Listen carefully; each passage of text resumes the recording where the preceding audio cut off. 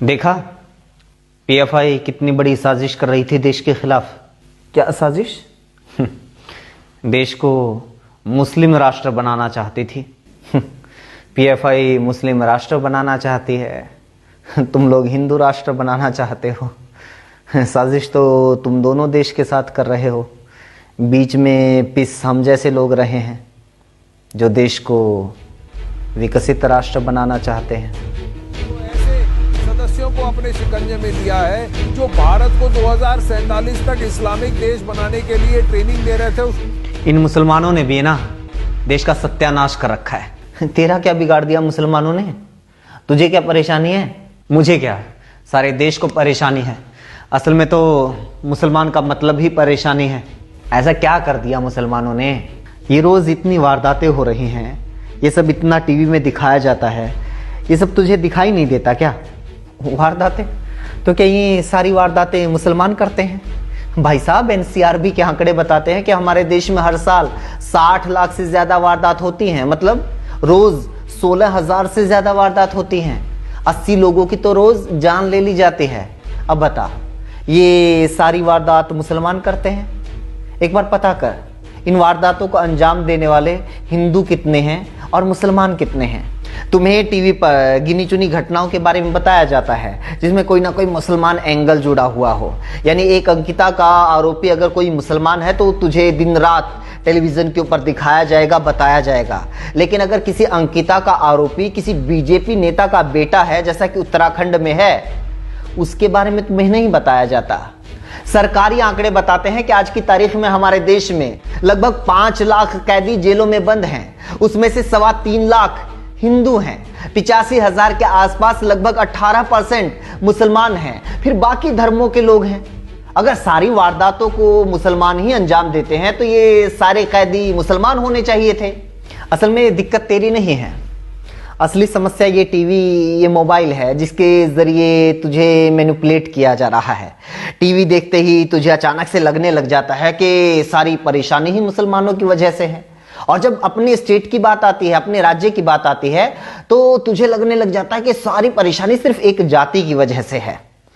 एक बात बता, 2-4 मुसलमानों के नाम तुझे याद हो जिसकी वजह से कभी तुझे कोई नुकसान हुआ हो या किसी मुसलमान ने तेरा कभी बुरा किया हो?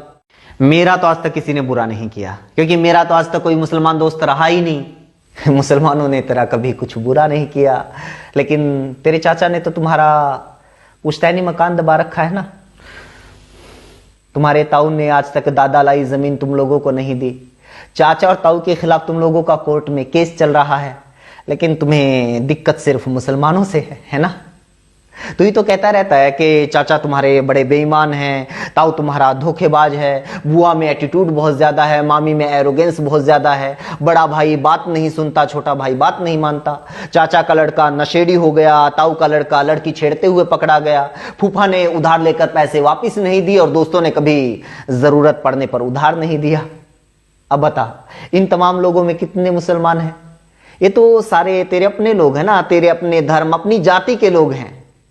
लेकिन फिर भी तुझे परेशानी तो मुसलमानों से है। पता है क्यों?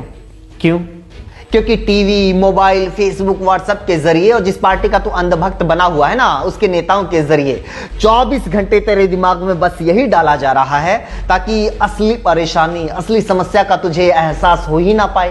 क्योंकि रोज तेरे जहन में ये जहर नहीं बोया जाएगा तो तुझे पता लग जाएगा कि तुझे परेशानी मुसलमानों से नहीं है।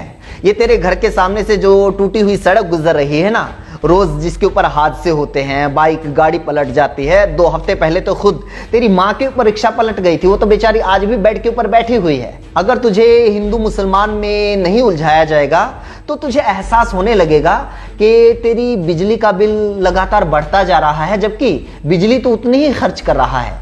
बच्चों के स्कूल की फीस, कोचिंग का खर्च, किताबों के रेट, रसोई का budget, gas cylinder, petrol diesel, चाय, आटा, दाल, नमक, मिर्च, मसाला सब महंगा होता जा रहा है। यहां तक कि अपनी ही बैंक के एटीएम से अपने ही पैसे निकलवाने के लिए तुझे पैसे देने पड़ रहे हैं ताकि मेहुल चोकसी, नीरव मोदी और विजय माल्या के घोटालों से हुए बैंकों के नुकसान की भरपाई तुझसे की जा सके। लेकिन तुझे तो इस बात का एहसास होने ही नहीं दिया जा रहा, और तुझे होगा भी नहीं, क्योंकि तू तो बहुत अमीर है। परेशानी तो तुझे सिर्फ मुसलमानों से है। मेरे भाई कम से कम तुझे तो ये बात अच्छे से समझ में आनी चाहिए थी, क्योंकि तू तो हरियाणा से है, ओबीसी कैटेगरी से आता है।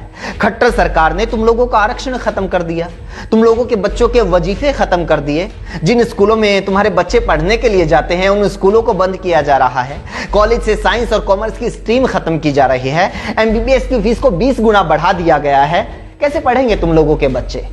नौकरियों को पंसारी की दुकान पर सामान की तरह बेचा जा रहा है। पूरे देश में